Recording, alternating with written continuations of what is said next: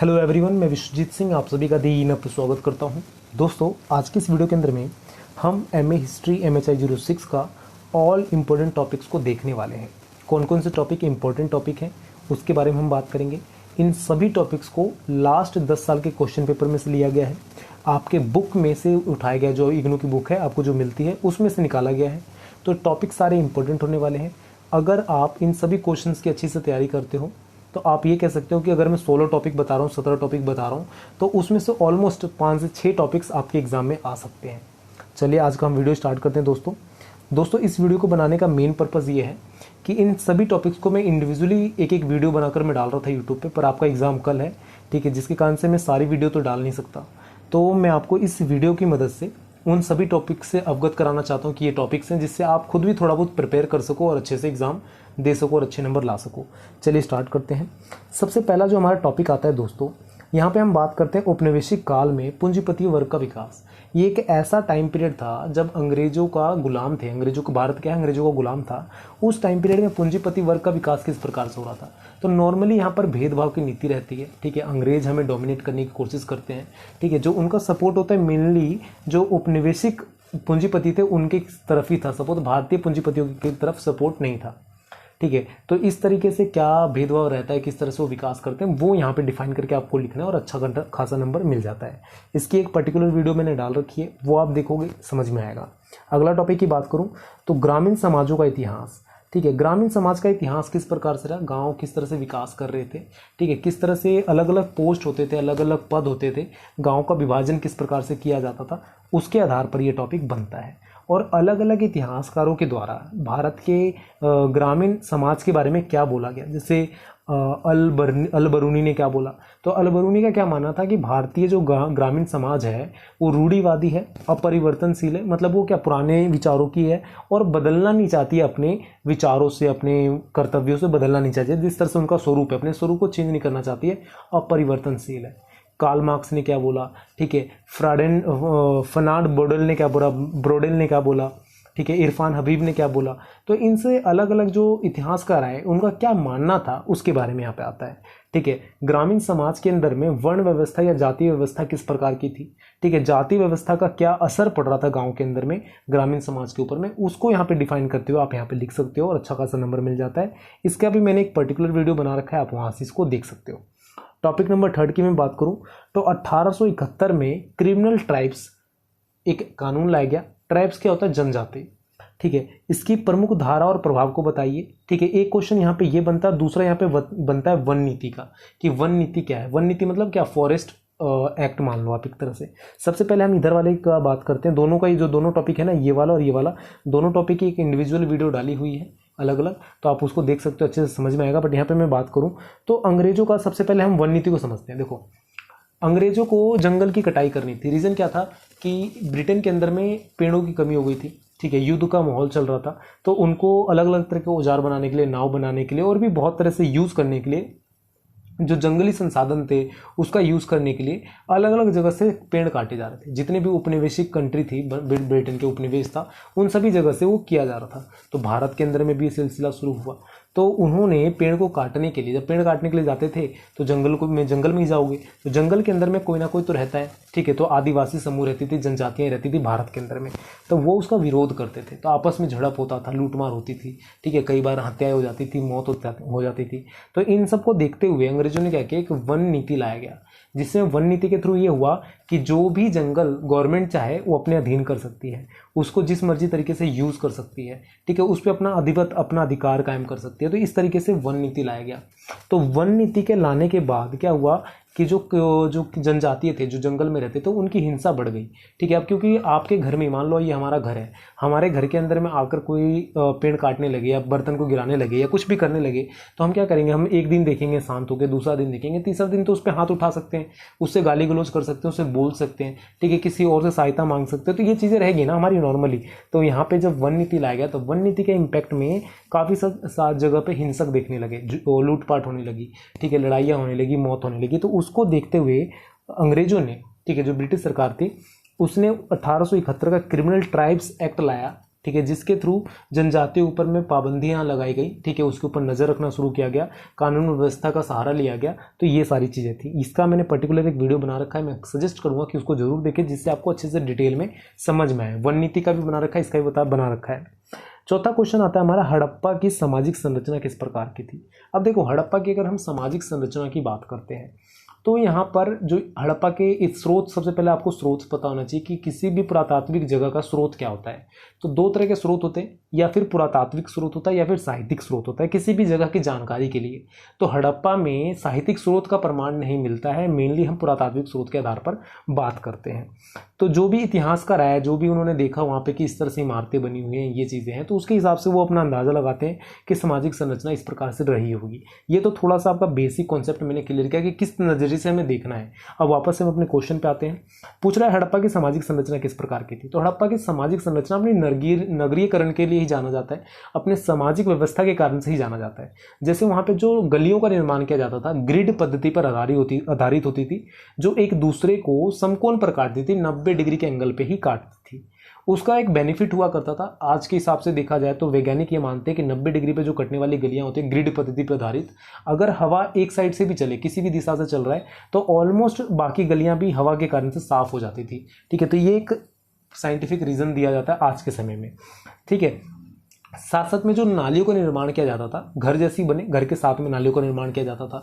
ठीक है, जल निकासी की व्यवस्था दी जाती थी। ठीक है, बड़े बड़े स्नानागार देखने के लिए मिलते हैं। ठीक है, यहाँ पे अंतर विभेद भी मिलता है नगरों के अंदर में। जैसे जो दुर्ग शहर था वो ऊंचाई पे विस्तृत था और निचला शहर नीचे में विस्तृत था, तो ये अंतरकरण देखने के लिए मिलता है। साथ साथ में दुर्ग का आकार छोटा हुआ करता था और निचला शहर का आकार बड़ा हुआ करता था। तो यहाँ पे परिवारवाद भी देखने के लिए मिलता है। परिवार मतलब ये आज के समय का परिवार की बात नहीं कर रहा मैं, परिवार संख्या के अंदर में, कि संख्या बड़ी होती होगी, इसके कारण से निचला शहर का अंदर में विस्तार जाता था क्षेत्र का, और दुर्ग शहर के अंदर का जो एरिया था वो छोटा था। मेनली दुर्ग शहर को डिनोट की जाती है जो संपूर्ण जाति था, संपूर्ण वर्ग था, उनके लिए, अधिकारियों के लिए, ठीक है, राजाओं के लिए, उसके लिए यहाँ पे डिनोट की जाती है।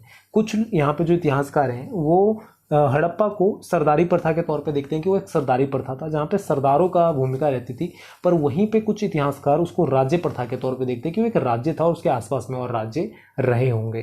ठीक है, समझ में आता है। यहाँ पे दो तरह के क्वेश्चन आ जाते हैं कि राज्य की विशेषता बताइए और दूसरा सामाजिक संरचनाओं का ये। तो यहाँ पे दोनों क्वेश्चन को मैंने थोड़ा सा बता दिया आपको, आप उसके बेसिस पे कर सकते हो। ठीक है, आगे की मैं बात करूँ, यहाँ पे पांचवा हमारा जो टॉपिक आता है दोस्तों, पांचवें टॉपिक की बात करूं तो कह रहा है कि 19वीं शताब्दी में महिलाओं की स्थिति में आए सुधार का वर्णन कीजिए। अब देखो, महिलाओं की स्थिति की जब हम बात करते हैं तो 19वीं शताब्दी या उससे पहले का जो समय पीरियड था, भारत के अंदर में महिलाओं की स्थिति बहुत ज़्यादा दयनीय मानी जाती है। ऐसे तो भारत के जो पौराणिक ग्रंथ हैं, वेद हैं, उनके अंदर में महिलाओं की स्थिति देवी के समान माना गया है। ठीक है, उनको पूजा जाता है, लक्ष्मी के समान माना जाता है, सरस्वती के समान माना जाता है। पर जब हम मुगल इतिहास पढ़ते हैं या औपनिवेशिक इतिहास पढ़ते हैं तो वहाँ पर महिलाओं की स्थिति बहुत ज़्यादा दयनीय देखी जाती है। मुगल इतिहास में महिलाओं को दास के समान समझा गया है।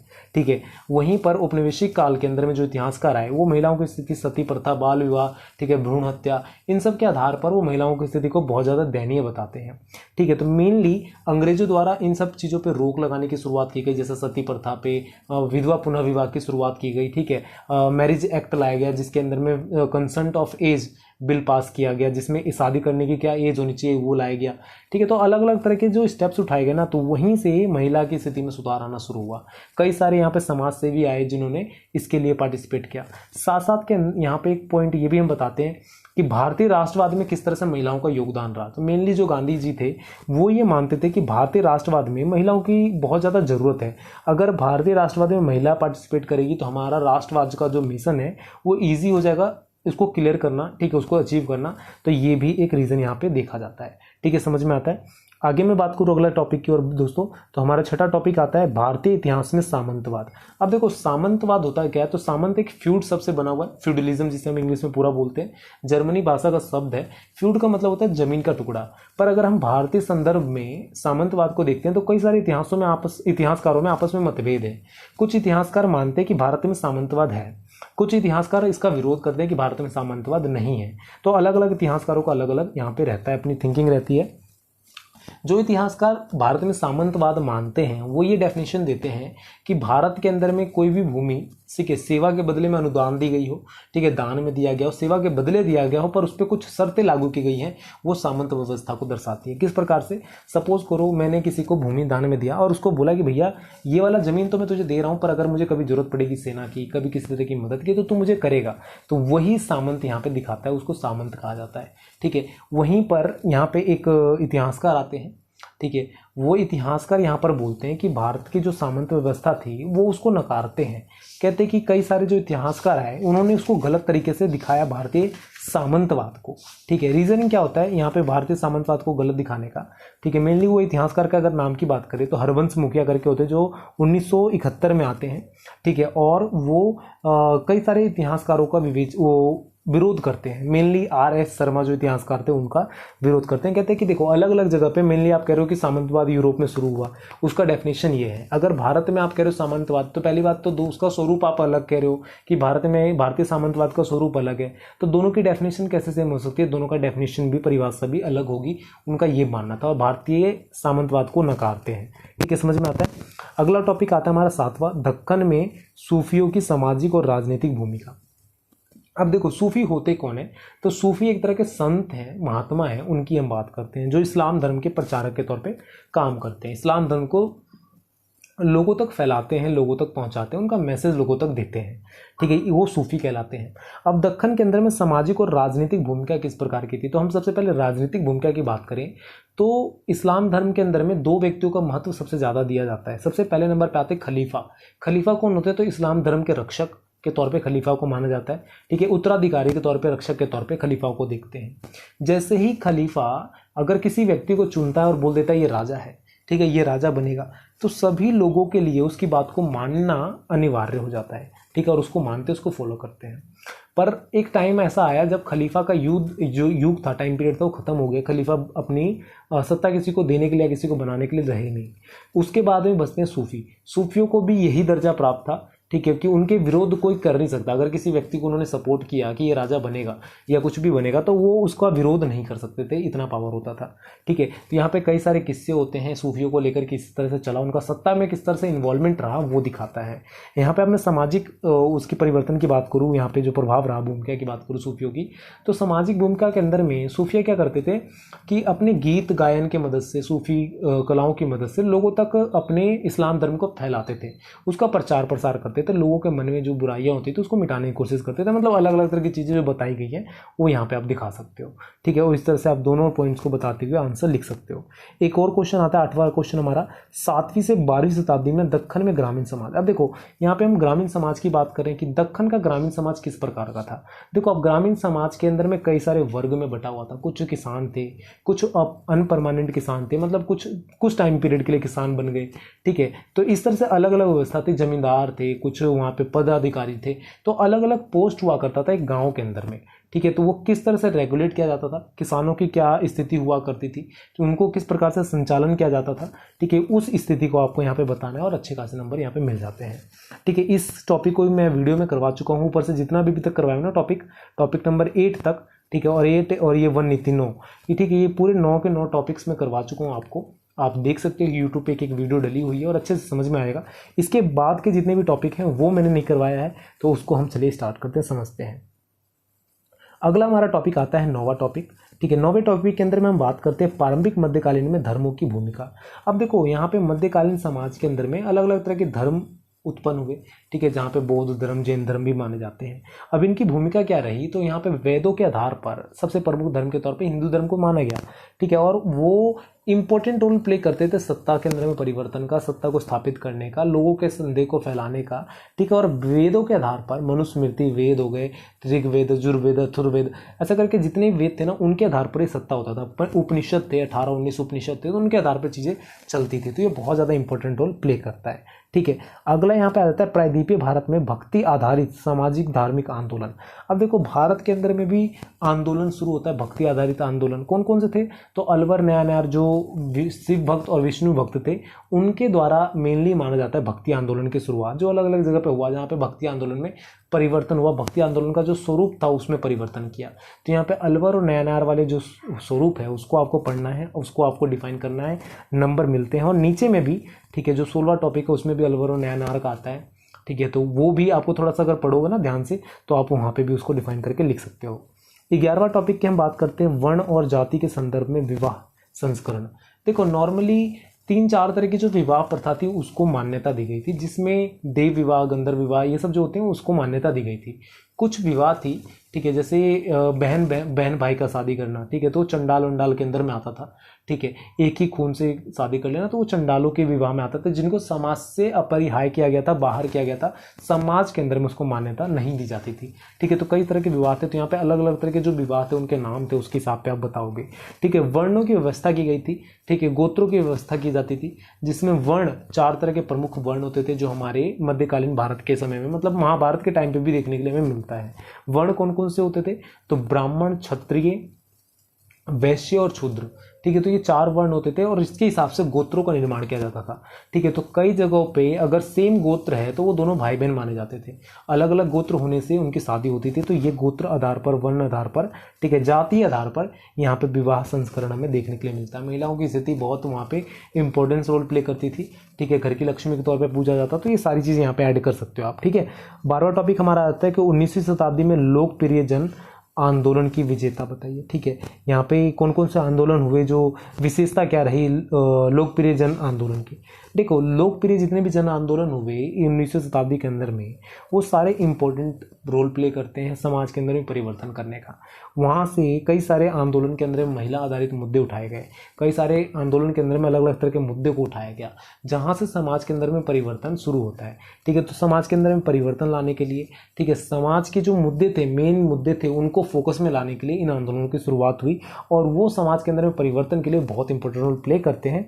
तो उसकी बेसिस पे आप ये चीज़ें बताओगे, ठीक है। यहाँ पे 13वां जो हमारा पॉइंट है, बौद्ध तथा जैन धर्म को उदय किस प्रकार से हुआ, विकास किस प्रकार से हुआ, ये आता है, ठीक है। ये एक इंपॉर्टेंट टॉपिक है और यहाँ पे मैंने बौद्ध और जैन दोनों टॉपिक को एक में मिलाया है, पर नॉर्मली कई बार क्वेश्चन अलग अलग भी पूछ लिया जाता है कि बौद्ध धर्म का बताइए, जैन धर्म का बताइए, ठीक है। तो आपको खुद इस टॉपिक को पढ़ना होगा, वीडियोस पहले से डली हुई हैं जैन धर्म बौद्ध धर्म की, आप पुरानी वीडियोस देखकर पढ़ सकते हो, ठीक है। इसके अंदर में नॉर्मली मैं बताऊं तो बौद्ध धर्म की जो शुरुआत है गौतम बुद्ध के द्वारा की गई, ठीक है, जो आज के नेपाल में उस समय के लुम्बिनी ग्राम में रहा करते थे, ठीक है।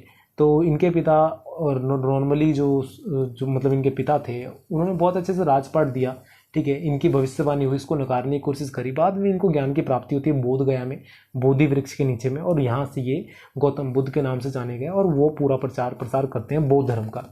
इनके अनुयायी बनते हैं, कई सारे बुक्स लिखी जाती हैं जिसमें विनय पिटक, सूत्र पिटक, त्रिपिटक ऐसे करके बुकों के नाम आते हैं, ठीक है। उसी तरह से जैन धर्म के 24वें तीर्थंकर के तौर पर, गुरु के तौर पर महावीर स्वामी को माना जाता है, ठीक है, जिनका नाम बचपन का नाम सिद्धार्थ था, ठीक है। तो इस तरीके से ये चीज़ें चलती हैं, आप यहाँ पे बता सकते हो, ठीक है, समझ में आता है। यहाँ पे आपको एक क्वेश्चन ऑफ द वीडियो में पूछूंगा आपसे कि जैन धर्म के संस्थापक कौन थे, उनका पहले गुरु का नाम क्या था, ठीक है। वो जो जैन धर्म के पहले गुरु थे उनका नाम क्या था? आखिरी गुरु का नाम तो मैंने आपको बताया, महावीर स्वामी। पहले गुरु का नाम आप बताइए क्या था, ठीक है। यहाँ पे 14वां टॉपिक की मैं बात करूं तो धातु लोहे के अंदर में नगरीकरण, धातु लोहे का क्रम, ठीक है, नगरीय तथा राज्य संस्थाओं का विकास। अब देखो नॉर्मली जैसे क्या है, आज के समय में हम सोना चांदी, हीरे, ग्रेनाइट, अलग अलग तरह के हम चीज़ों का यूज़ कर रहे हैं, अलग आगे भविष्य में बढ़ते जा रहे हैं। तो उसी तरह से मान लो एक समाज ऐसा था कि जब वो मिट्टी के बाद, लकड़ के बाद लोहे की ओर शिफ्ट हुआ, तो लोहा उनके लिए एक बहुत इंपॉर्टेंट चीज़ था, ठीक है। उससे वो अच्छे से खुदाई कर सकते थे, ठीक है, खेती अच्छे से कर सकते थे, बहुत सारी चीज़ें थी। तो यहाँ पे कई जगह पे मतभेद है कि धातु का वहाँ पे यूज़ होता था, लोहे का यूज़ होता था, कई जगह पे वो लकड़ का यूज़ बोलते करते थे, ठीक है। तो वहाँ पे क्या हुआ, उनके खाद्य व्यवस्था में जो चीज़ें होती थी उसमें विस्तार होना शुरू हुआ लोहे के यूज़ के बाद में, ठीक है। राज्य संरचनाओं में परिवर्तन आना शुरू हुआ, हथियार बनाने लगे, अलग अलग तरह की चीज़ों में परिवर्तन होना शुरू हुआ, ठीक है। तो उनके रहन सहन में भी कहीं ना कहीं परिवर्तन हुआ। पहले वो मेनली क्या होता था, आश्रित होते थे पत्थर के औजारों पे, पत्थर से जाके शिकार करते थे, कई बार क्या होता था वो चूक जाते थे। पर जब लोहे का निर्माण शुरू हुआ, धातु के ऊपर आए, तो वो अयोग हो, मतलब अयोग कहना गलत है, ठीक है, अयोग मतलब तो बेकार हो जाता है एक तरह से, ठीक है। मतलब वो इतने काबिल हो गए कि वो शिकार कर सकते थे और ईजी टू शिकार हो गया उनके लिए, ठीक है। अगला टॉपिक की मैं बात करूं अलवर और नयानार का, जो मैंने ऊपर बताया था भक्ति आंदोलन का, तो यहाँ पे ऊपर वाले टॉपिक के बेसिस पे ही इसको थोड़ा सा आपको पढ़ना पड़ेगा, उसके बेस पे आप इसको बता सकते हो, डिफाइन कर सकते हो, ठीक है। 16वां टॉपिक हमारा आता है जाति उत्पीड़न, ठीक है, गांधी तथा अंबेडकर के विचार। अब देखो गांधी जो और या अंबेडकर हैं, उनको कई बार तंज कसा जाता है। गांधी को इसलिए तंज कसा गया क्योंकि वो गरीबों के साथ दे रहे थे। अंबेडकर को तंज इसलिए कसा जाता है क्योंकि वो खुद गरीब थे या फिर वो उस निम्न जाति से बिलोंग करते थे। यहाँ पे गरीब होना दिक्कत नहीं है, वो जिस कास्ट से बिलोंग करते हैं उसके लिए यहाँ पे प्रॉब्लम थी। ठीक है, तो उनके विचार क्या थे गरीबों को लेकर, किस तरह से उसको दिखाया जाता है, किस तरह से चीज़ें थी, वो आपको यहाँ पे डिफाइन करके लिखना है। ठीक है, तो गांधी जी के तो नॉर्मली सबको एक जैसा मानते थे, जहाँ पे अलग अलग तरह की शुरुआत की गई। अंबेडकर भी उसी श्रेणी में आते हैं। तो इन दोनों के यहाँ पे चीज़ें जो थी, उनके गंतव्य थे, ठीक है, उनकी जो बातें थी वो आप यहाँ पे बता सकते हो और अच्छे नंबर ले सकते हो। टोटल दोस्तों यहाँ पे हमने 16 टॉपिक्स पढ़े। ठीक है, ये टॉपिक इंपॉर्टेंट है। मैं आशा करता हूँ अगर आप इन टॉपिक्स को पढ़ते हो, सही से टाइम देते हो थोड़ा सा, तो इसमें से 5 से 6 टॉपिक ऑलमोस्ट आपके एग्जाम में आ सकता है, और करना 4 से 5 ही क्वेश्चन होता है, तो दिक्कत नहीं होना चाहिए आपको करने में, कर सकते हो। इसमें से 9 से 10 टॉपिक मैं पहले ही करवा चुका हूँ यूट्यूब पे, उनको आप देख लीजिए, और बाकी के टॉपिक आप खुद भी रिवीजन कीजिए जिससे आप इसको कर सकते हो। ठीक है, तो friends, thank you so much for watching me, thank you so much for listening me, bye bye, take care, all the best.